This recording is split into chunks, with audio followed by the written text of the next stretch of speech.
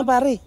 Ang dami na natin pinuntahan. Mukhang mahihirapan tayong hanapin niya si Bukol. Eh, tsaka sigurado ba si Boss Eric na may kinalaman talaga si Bukol sa pagkawala ni Selena? Oh. Tublang yun. Masisisi mo ba yung tao? Kaalala lang. Kaya nga sana matulungan natin si Boss Eric eh. Eh, paano nga? Napagtanungan na natin lahat ng pwedeng pagtanungan. Oo. Ang dami na rin nating hiningan ng tulong. Kahit nga si Tatang, oh, tagal na niyan dito, hinahanap niya pa rin yan si Di lahat, Bukol. Teka lang. Sandali. Sino naman yan?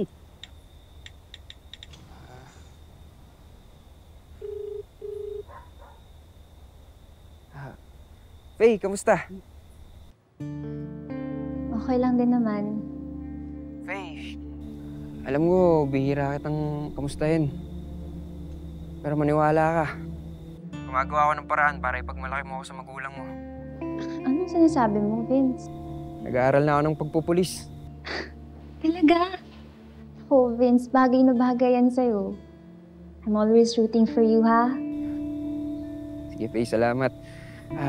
Faye, hingi sana ako ng tulong sa'yo. Oo, sige. Sabihin mo lang, ano ba yun? May hinahanap kasi kaming tao. Actually, si Sir Eric yung nagpapahanap dito sa amin. Kaso naubusan na kami ng contacts, Faye. Teka lang, ito ba yung tungkol dun kay Boji Manyalak? Alias Bukol? Oo, yun. Paano mo nalaman? Kasi kanina, nakita ko yung post ni Mira. Humihingi siya ng tulong sa mga followers niya kung may nakakaalam na information about dito kay Bukol. Yun. Panigurado na abisuhan na yun ni Sir Noble. Sige, Vince. Akong bahala. Tutulungan ko si Mira para mas lumawak yung reach ng views niya. Sige, Faye. Salamat. Basta, Vince ha. Update tayo. Saka, Vince. Ano yun, Faye? Dalas-dalasan mo naman yung pangangamusta mo sa akin. Sige, Faye. Makakaasa ka. Sige, bye. Ingat. Sas! Magawa ka lang ng paraan eh. Bukol kunyari ka ba? Gusto mo lang makausap sa Miss P. Tara na. Ang diskarte mo, Kunyari Vince. ka pa, no? Pupulis ka, ganyan ka. Klaseng polis yan. Mang-hold up ka. Yun na. Relax ka lang, ha? Relax ka lang. Masyadong masakit to.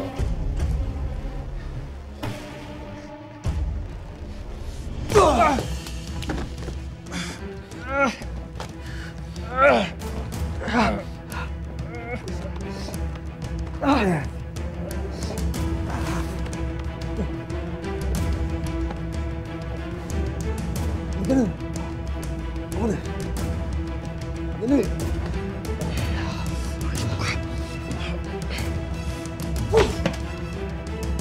Tara na, Bok! Tara, Bok!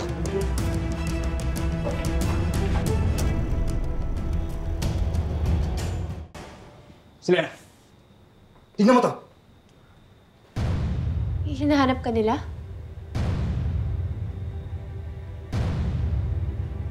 Akala nila may makakapagturo sa akin? Sigurado ako, sa maling lugar naghahanap yung Bobong Garcia na yan. Teka, sandali, di ba sabi mo gusto mong gantihan si Garcia? Oh, bakit? Wala, naisip ko lang, paano mo siya magagantihan kung hindi niya alam kung saan ka hahanapin?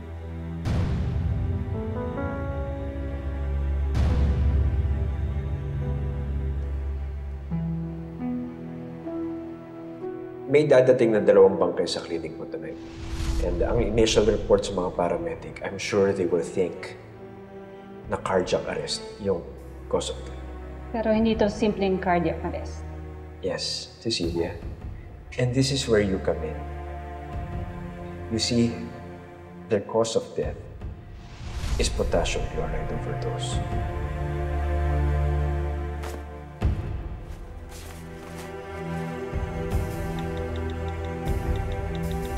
Noble, ano na palang balita kay Mira? Wala nga, sir eh. Sorry. Sinabi niya, tinulungan siya ni Miss Faye para mag-viral yung post niya.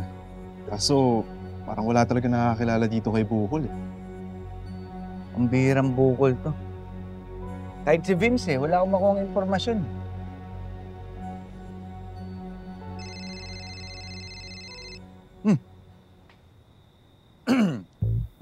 Hello, Cecilia. What's up? Wala naman. Just checking in with you. Check-in? Sorry. Cecilia, you have to move on. The boat has already sailed. May bago ng laman ang... Are you okay? Nasaan ka? Nasa field kami ngayon ni Noble.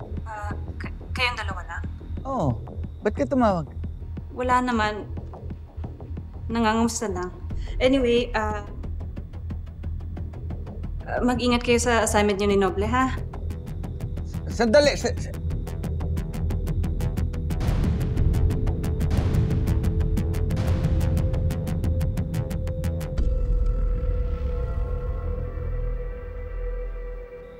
May point naman ako, di ba? Hindi nga natin alam kung aware si Garcia na nawawala ko eh. Tama na nga, Selena. Ginugulo mo lang ang utak ko eh. Hindi naman sa ganun.